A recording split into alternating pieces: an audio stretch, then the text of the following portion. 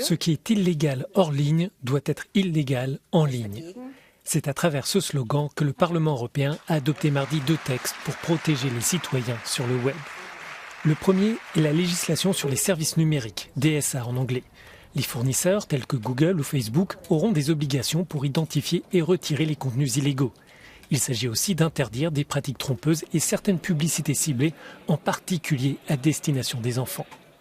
Le deuxième texte est la législation sur les marchés numériques, DMA en anglais. Cette fois, l'Union veut mettre un terme aux abus de position dominante des géants du web et aux pratiques anticoncurrentielles.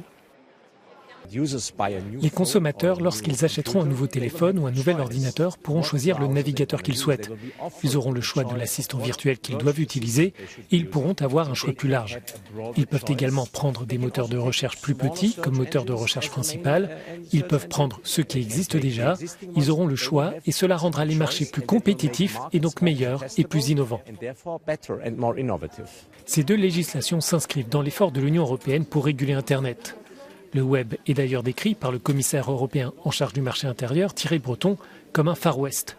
Certains opposants estiment que ces textes visent en particulier les États-Unis, mais pour une majorité d'eurodéputés, ils permettront surtout de protéger les consommateurs à travers le monde. Nous avons mis beaucoup d'énergie à rendre ces lois fiables, proportionnées et toujours basées sur le principe de l'égalité.